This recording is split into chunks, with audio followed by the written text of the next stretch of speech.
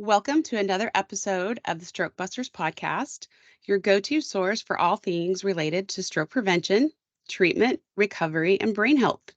I'm your host, Heather Smith, and today we're continuing our Yatsu Day Symposium speaker series with the lovely Dr. Kendra Anderson.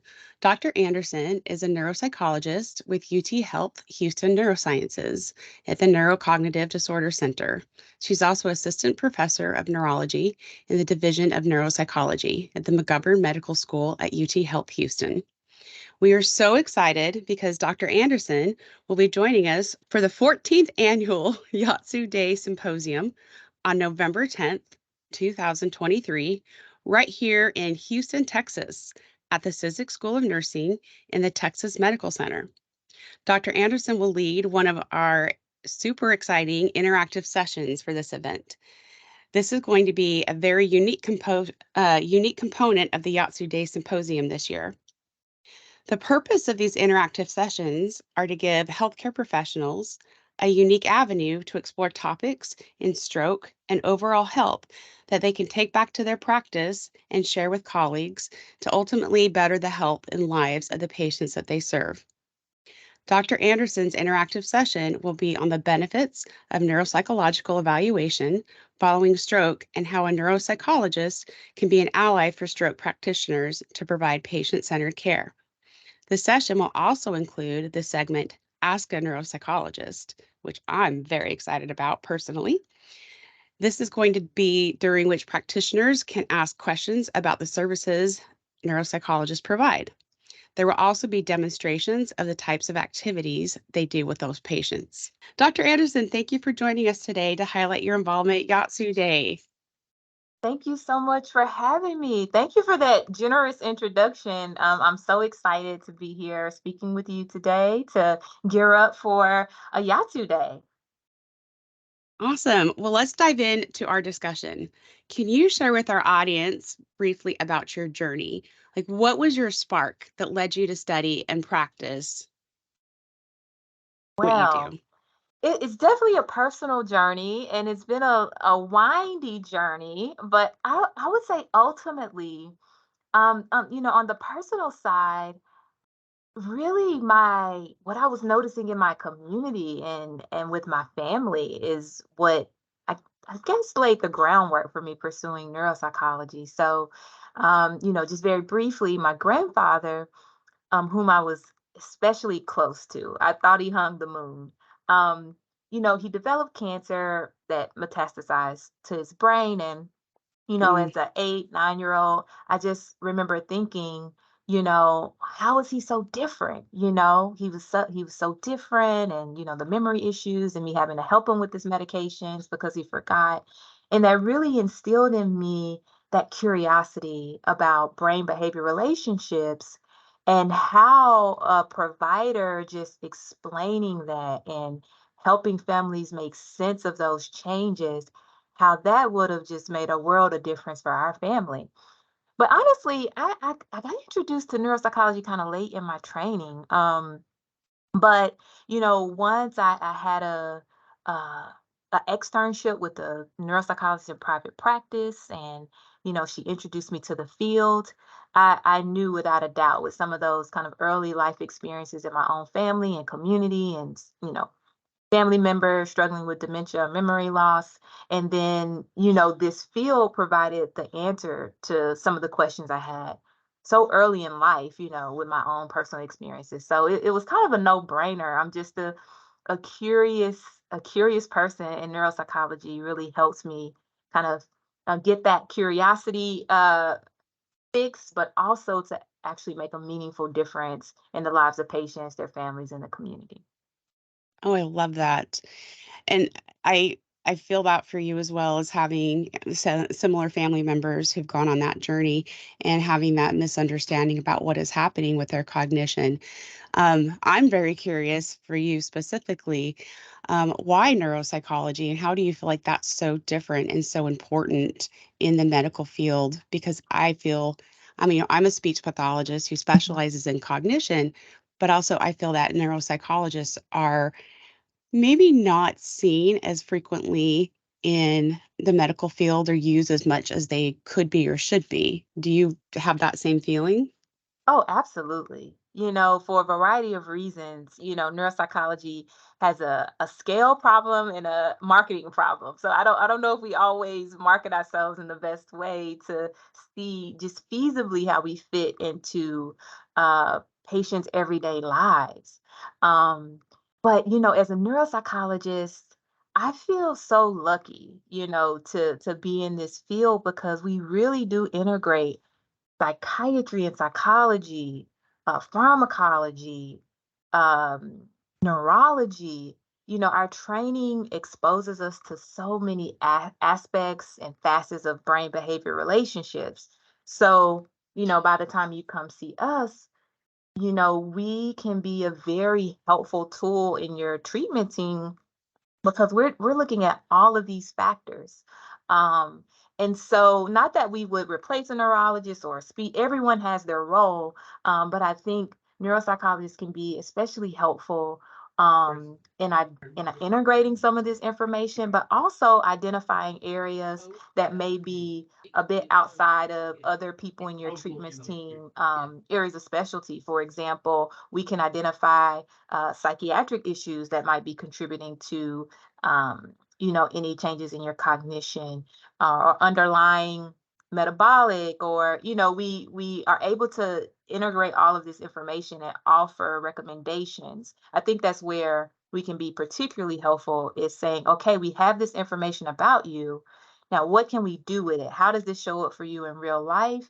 And what recommendations can we offer you and your family to have a better quality of life? Because at the end of the day, I think that's what we're all kind of searching for. Is there, a cure, of course, prevention, of course, but also how can we maximize quality of life? I agree.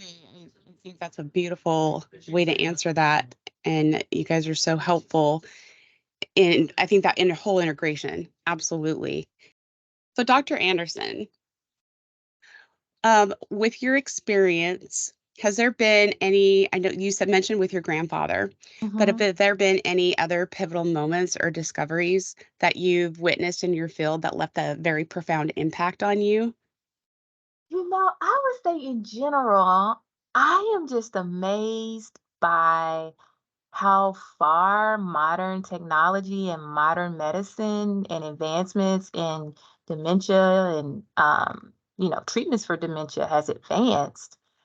I mean, I can remember just my grandmother and like my grandfather, and basically when you started to have dementia, they would possibly give you some medication, but it was just at the point where they would be like, well, there's nothing else we can really do for that. And now we're on the cusp of, for some neurodegenerative diseases, even, on the cusp or the precipice of having possibly curative therapies. So, in a span of 3 decades, I mean, that's amazing. That's fantastic. I'm really Yeah, excited about some of that. Another thing that really amazes me is what we're learning about lifestyle factors and how it floors me um, that a good majority of the, ex, you know, that the good majority of dementias, there's lots of aspects that are preventable, right? And so I get really excited about that because that's where hope lies, right? And when our healthcare system can really start to take more of a preventative approach rather than an interventional approach, or holding both of those just as important, that's what really gets my gears going because there's been lots of studies and one more recently here about a year ago that showed that up to 40% of dementia cases can be explained by just a few lifestyle risk factors: really. obesity, high blood pressure, and physical inactivity, Oh, right? Like, wow. wow, right? 40%. 40% That is mind of blowing. all case dementias, there's a preventative nature about it. And so those are the things that get me really excited about community engagement, about education, because those are things that um, give patients and families some control back. Yes, there are going to be those cases that are heritable. Yes, there are going to be those cases that maybe we couldn't have avoided. But man, if you told me I had 40% odds of, preventing something like a degenerative disease, I would take those odds all day, And so just getting the word out about this type of research and really making it accessible and really taking a health equity approach because we have this data is something I get really excited about. And what really amazes me about how, as humans, our body really interacts and responds to our environment. your your passion is just so overwhelming and is so great, and I can just see it and feel it. I love it. So I think that's a perfect lead in to ask you this question. We are very excited to have you as a presenter at the UT Health Houston Institute for Stroke and Cerebral Vascular Diseases at our 14th Annual Yatsu Day Symposium. So I kind of am going to guess what the answer is, but what motivated you to participate in this event? And can you kind of give us a little glimpse of what attendees can look forward to in your interactive session and your presentation? It's not hard to convince me to come talk about brain health. I'll talk about brain health any day, all day. But, honestly, my curiosity and, I not only do I see myself as a teacher, but also a learner. And doing these types of things, I get to learn from the community. I get to learn from my colleagues. I'm just a lifelong learner. And so I have a vested interest in, cerebral vascular health and just brain health in general. And so when the opportunity presented itself, I was like, of course I'll talk about this. Um, and learn more about how we can be helpful as how me as a neuropsychologist can be helpful. I want to learn about what my other colleagues do and their piece of the puzzle when they're helping stroke patients and their families. And I want to collaborate. Like, how can we just team up and make even, more advancements in the field? Because I'm really finding out that collaboration really breeds innovation. So those are just a couple of things that motivated me to participate. And in terms of what people can look forward to in my presentation is, I hope it just motivates people to get excited about neuropsychology. Most people are too excited to come in and spend 4 hours doing anything. So, to demystify the process, I feel like there's a lot of, unknowns. When I say when doctors say, well, we're going to refer you to a speech therapist, like that's pretty clear. I'm going to go in, I'm going to work on my language. But when someone refers you to a neuropsychologist, there's a lot of mystery behind it, I find, with patients, and a lot of anxiety and, stress. And my role is just to be as open and welcoming and just to really communicate in a tangible way, our role and how we can be helpful. I love that. And you are right. When I've worked with patients in the past and we have those discussions about, well, I think neuropsychology would be very beneficial to you, they get that immediate moment of being scared, of being nervous. I think it's just that big, long word, first of all, Hmm. that fear of the unknown. And then, also being scared is something wrong, something broken with my brain that is irreparable. And it's leading them through that process of no, we need to find out a little bit more of better how to help you and how to help you be your best self. And that's how I try to put it with my patients when I'm referring to a neuropsychologist.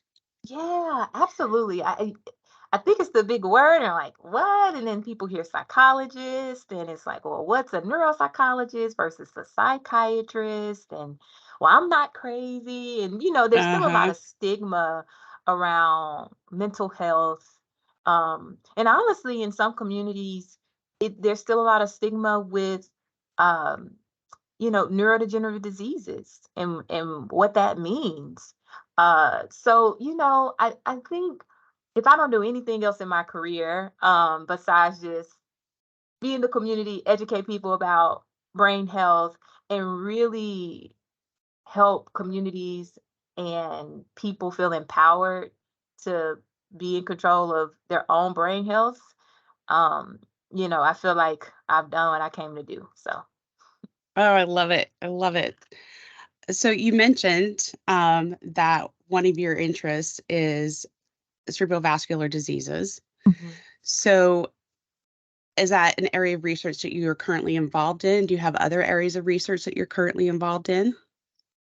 Yeah, so I would say, I'm still early career, and so I'm still molding and molding my research and making it align with my clinical interests. And I've had some very, excellent mentorship from some of the leading researchers in the field here at UT Health, really mentoring me and guiding me towards projects and helping me get some of that experience, specifically in stroke and cerebral vascular disease. But most of my research to date has actually focused on, in other neurodegenerative issues. So have a expertise in Huntington's disease, which is a heritable or genetic movement disorder. And then, kind of related to some of the issues we've been talking about here, I'm super interested in um, social determinants of health or, structural determinants of health that impact um, neuropsychological outcomes. Oh, And interesting. yeah, and so that's what I'm really interested in, and what I've been digging into, and advocacy. So, some of my more recent work and publications have been on like equity um and advocacy as it relates to, specifically to the field of neuropsychology, but I really think even more broadly, just advocating um on not necessarily on patients' behalf, but advocating to set environments so that patients feel empowered and feel like they have a voice to, actively engage in their own healthcare. So, just really taking the approach that when we address community concerns, we don't, we communities kind of have the answers and the resources that they need, and our Hmm. role is to help identify those and help them thrive. That's so necessary, and I'm actually really quite fascinated. Do you mind unpacking that a little bit about like how you help with that and help become that advocate for people? Yeah, and so I feel like when we talk about advocacy as clinicians, at least in our space in academic medicine, it can be quite overwhelming. We have so many roles, right? We're Hmm. providers, we're probably teaching clinically, and also kind of lecture-based teaching. We have so many things we have to juggle. And so someone say advocate, it can be quite daunting, but in some of my work that I've done with colleagues in neuropsychology is really breaking that down into tangible, bite-sized approaches to how you can advocate at each level of taking kind of like a um, more of an ecological approach. So, I can be an advocate one-on-one with my patient by providing them, with resources that's specific and centered to their concerns, so that they can go ahead and, follow up on those recommendations in an appropriate way. I can be involved in community engagement, like I've been doing through the UT Health Houston Institute for Stroke and Cerebral Vascular Disease, and go out into the community and provide them with maybe resources and education that they just didn't know about. Or I can be active and engaged in my professional organizations and, lobby or advocate for certain bills or laws that's going to promote brain health in communities, right? There's so many different levels you can be an advocate, and just breaking those down, providing tangible examples, and helping providers feel encouraged um, to be able to do that, I think is has been a very meaningful journey for me. And I'm just kind of getting started in this, but we've had good reception so far. um, so yeah, I Wow, just think taking a community-based approach to brain health um, is is what's going to help us shift towards prevention, um, and making that as important as intervention. that's incredible, and you touched on some very important topics. I think that are you think very globally, and reach out to so many different areas. And I will say that the different presentations that you do for the Institute for Stroke and Cerebrovascular Diseases, um, those participants, they absolutely love you and they love when you come and talk with them. Um, and, you touched on how to educate more effectively. How do you think physicians can more effectively educate patients about their brain health and ways to prevent stroke and dementia? Yeah, that's a good question. I think listening, just starting by listening to the patient and their specific needs. Oftentimes I find that, patients, if they're not adhering to some type of treatment plan or if something's going wrong, you know, sometimes it's just a matter of access or, resources. And so I would say starting with by listening to their unique needs to be able to pair them with the right resource. Um, but on the flip end of that, it's, really inviting them to be proactive participants in their healthcare. And, sometimes you'll have patients who just, just tell me what to do, doc, and I'll do it. But having laying the groundwork or that space so that patients feel comfortable enough to come to you and talk to you about some of the challenges or barriers or roadblocks, and really having healthcare as a reciprocal process that has that feedback loop. So not only am I just a provider, telling my patient what's evidence based, but also the patient telling me about their patient experience and what works for them.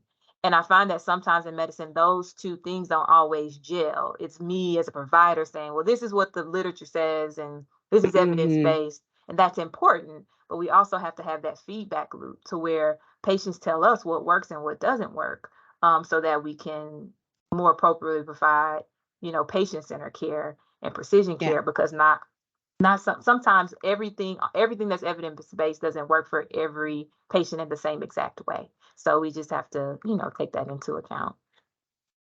You are so right.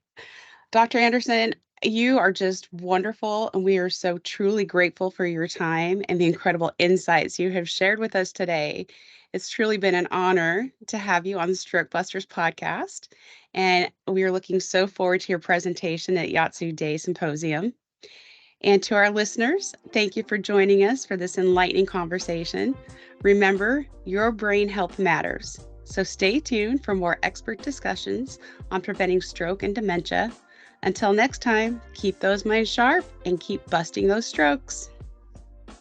As always, ideas and opinions expressed on this podcast are our own and are not a substitute for medical advice. Always contact your doctor before starting any program or therapy to make sure you're getting the best care tailored to your unique situation.